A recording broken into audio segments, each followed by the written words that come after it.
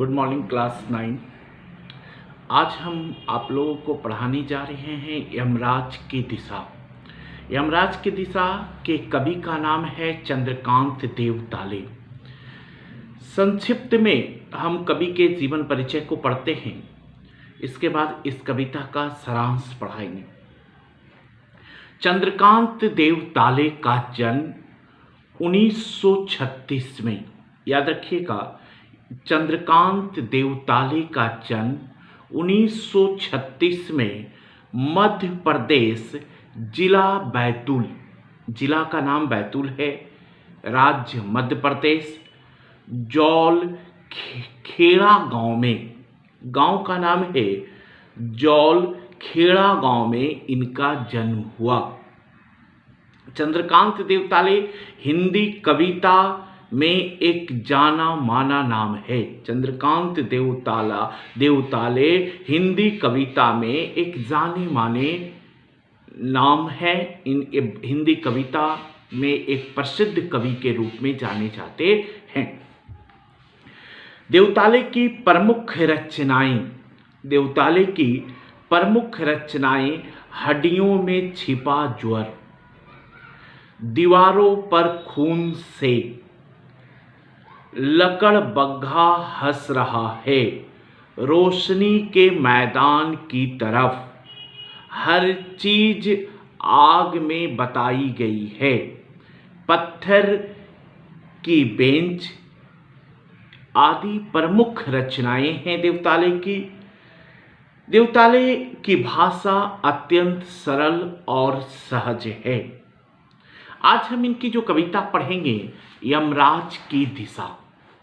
यमराज की दिशा नामक कविता में कवि चारों ओर फैलती विनाशकारी और शोषण शक्तियों की ओर संकेत किया है। प्रस्तुत कविता यमराज की दिशा नामक कविता में कवि चंद्रकांत देवताले चारों ओर फैलती विनाशकारी और शोषक शक्तियों के ओर संकेत किया है। कवि की माँ कवि को बताया करती थी। देखिए, कविता का सारांश संक्षिप्त करके आज हम लोग पढ़ लेते हैं। कवि की माँ कवि को बताया करती थी कि वो ईश्वर से बातचीत करती रहती है। कवि की माँ कवि को जताती थी, जताना मतलब बताना, बताती थी कोई ईश्वर से उसकी बातचीत होती है। ईश्वर ने माँ को बताया था कि दक्षिण दिशा में पैर करके सोने से यमराज क्रुद्ध हो जाते हैं, यमराज गुस्सा हो जाते हैं। दक्षिण दिशा में बचपन में कवि की माँ कवि को बताती थी कि हमसे ईश्वर से बातचीत होता रहता है और ईश्वर हमें बताते हैं कि दक्षिण दिशा में पैर करके नहीं सोना चाहिए, यानी दक्षिण दिशा में पैर करके सोने से खुदा ईश्वर भगवान गुस्सा हो जाते हैं। अतः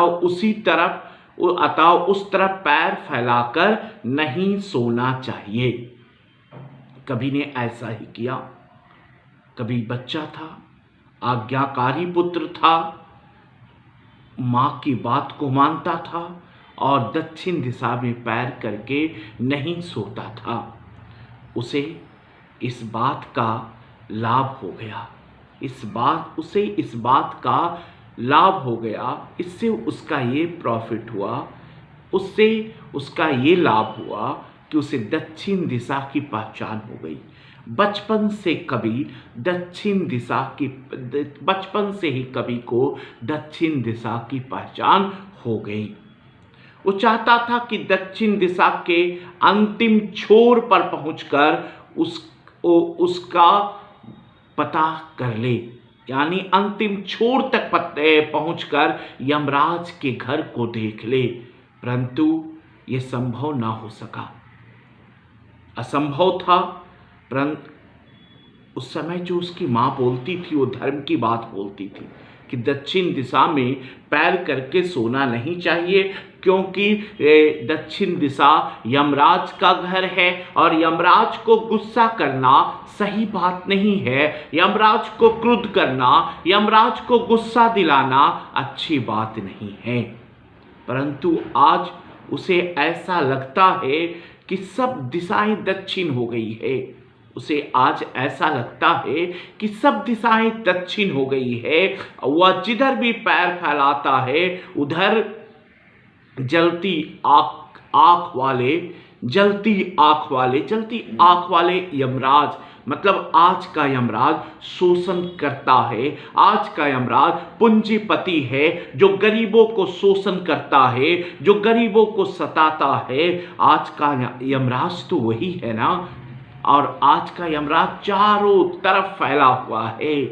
ये शोषण करने वाला, ये पूंजीपति, ये गरीबों को सताने वाले चारों तरफ फैले हुए हैं। उधर जलती आंख वाले यमराज दिखाई देते हैं। शायद अब माँ का जमाना नहीं रहा। शायद जो माँ बोलती थी, जो माँ जताती थी, वो यमराज कुछ और था और आज जो यमराज है वो कुछ और यमराज है। आज शोषणकार शक्तियां बहुत अधिक हावी हो चुके हैं। कविता का उद्देश्य है, कवि कहता है कि आज शोषणकारी शक्तियां जो है हावी हो चुका है। धीरे धीरे ये शोषण बढ़ता ही जा रहा है। कहने को ये समाज सब है, कहने को तो ये समाज सब है, शिक्षित है। समाज के हर व्यक्ति शिक्षित है, शिक्षा का स्तर बढ़ता जा रहा है, परंतु हमारी सभ्यता संस्कारों पर नहीं, शोषण पर टिकी है। आज उसी को श्रेष्ठ माना जा रहा है जिसके पास बंगला है, जिसके पास पैसा है, कोठी है, कार है, जिसके बच्चे ऊंचे स्कूलों में पढ़ते हैं, जिसके बच्चे जो हैं अच्छे विद्यालय में पढ़ते हैं, उसी को आज लोग श्रेष्ठ मानते हैं। लोग ये नहीं देखते कि उसके पास ये पैसा कहाँ से आया, लोग ये नहीं देखते हैं कि उसके पास ये धन कहाँ से आया। इसलिए बड़े बड़े धनवानों की खूब पूजा हो रही है। जो धनवान हैं, जो पैसे वाले हैं, लोग उनको बहुत रिस्पेक्ट करते हैं, उन्हें बहुत आदर करते हैं। वो चुनाव जीत रहे हैं और समाज के महापुरुष बने हुए हैं। आज चारों ओर शोषण व्यवस्था का जो जाल है वो फैल चुका है। आम आदमी इतना विवश है कि वो जिस दिशा में आगे बढ़ता है, उसे वो शोषण करता जो है शोषण कर लेता है। वो जिस दिशा में आगे बढ़ता है, वो शोषण करने वाला उसे आगे बढ़ने नहीं देता है, उसे दबा दिया जाता है, उसे मार दिया जाता है, उसकी आवाज को चुप कर दिया जाता है, उसकी आवाज को खत्म कर दिया जाता है। वह चाहकर भी पूंजीपति शक्तियों के भ्रष्टाचार से बच नहीं सकता। इन्हीं सामाजिक परिस्थितियों के उजागर करने का उद्देश्य यमराज की दिशा नामक कविता की रचना की गई है। कवि ने इसी सामाजिक परिस्थितियों को उजागर करने के लिए प्रस्तुत कविता लिखा है और इसका शीर्षक लिखा है यमराज की दिशा। कविता का संदेश है, आज ईमानदार व्यक्ति धक्के खा रहे हैं, उसके मजाक उड़ाई जा रही है। यह देखकर कि हर आदमी अपने आदर्श बदल रहा है, वह सेवा त्याग का आदर्श तजकर व्यवसायी बनता जा रहा है। इसी व्यवसायिकता में शोषण छिपा हुआ है। व्यवसायी व्यक्ति सोचता है कि मैं कैसे और अधिक धन कमा लूं। बिजनेस वाले सोचते हैं, वो धन के प्यासा होते हैं, वो किसी तरह भी धन कमाना चाहते हैं। अधिक धन कमाने की युक्ति शोषण को बढ़ावा देता है। अतः आज चप्पे चप्पे पर शोषणकर्ता मिलते हैं। न केवल हमें शोषणकर्ता मिलते हैं, बल्कि बदले में हम भी औरों को शोषण करने को सोचने लगते हैं। इसलिए यमराज की दिशा एक कल्पना है। कवि जो यमराज की दिशा कविता को जो लिखा है एक कल्पना है कि यमराज की दिशा ना तो यमलोक होता है ना यमराज होता है। कवि यमराज की कल्पना के द्वारा दक्षिणपंथी विचारधारा के मौत के सौदागर कहना चाहता है कि ये दक्षिणपंथी विचारधारा जो है ये मौत के सौदागर हैं। यही इस कविता का संदेश है। बच्चे, हम कविता का सारांश पढ़ाया, संक्षिप्त में इसका उद्देश्य और संदेश बताया है। इसको आप लोग पढ़ लीजिएगा। दूसरे दिन इस कविता को हम पंक्ति से, पंक्ति बाय पंक्ति मतलब लाइन बाय लाइन पढ़ेंगे। धन्यवाद।